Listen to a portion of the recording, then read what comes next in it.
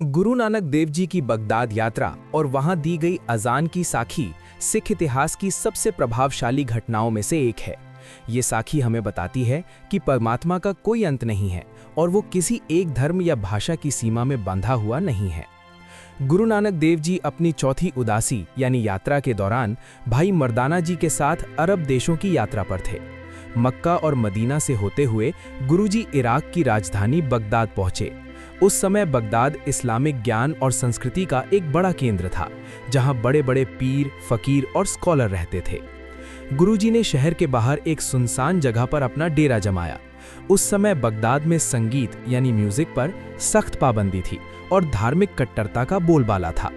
एक दिन सुबह के समय गुरु नानक देव जी ने एक ऊंची जगह पर खड़े होकर बहुत ही सुरीली और बुलंद आवाज में अजान दी। लेकिन ये अजान थोड़ी अलग थी।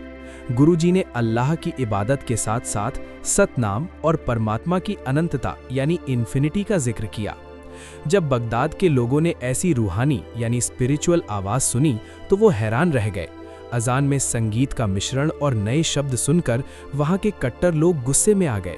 उन्होंने गुरुजी पर पत्थर बरसाने की कोशिश की, लेकिन गुरुजी की शख्सियत और उनके चेहरे का नूर देखकर उनके हाथ रुक गए।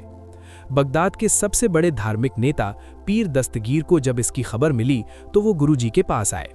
उन्होंने गुरुजी से पूछा, आप कौन हैं और इस शहर में संगीत और ऐसी अजान क्यों दे रहे हैं?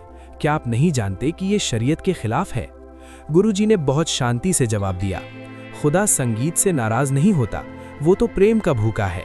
संगीत तो रूह की खुराक है। पीर दस्तगीर ने एक और सवाल किया जो उस समय के धार्मिक ग्रंथों की मान्यता पर आधारित था।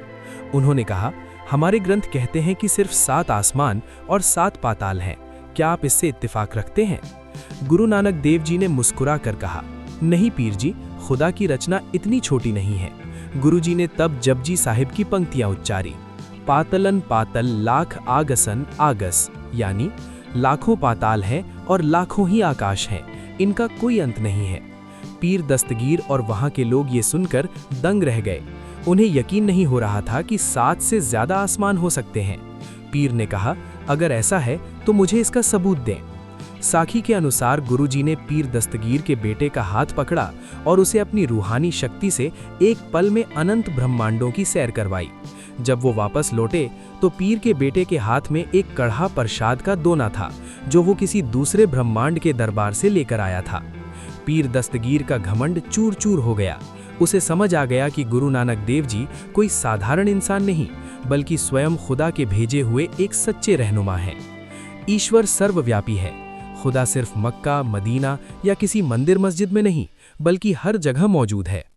विज्ञान और आध्यात्म। गुरुजी ने 500 साल पहले ही बताया था कि ब्रह्मांड अनंत है, जो आज का विज्ञान यानी साइंस भी मानता है। प्रेम का मार्ग। धर्म डर से नहीं, बल्कि प्रेम और ज्ञान से चलता है।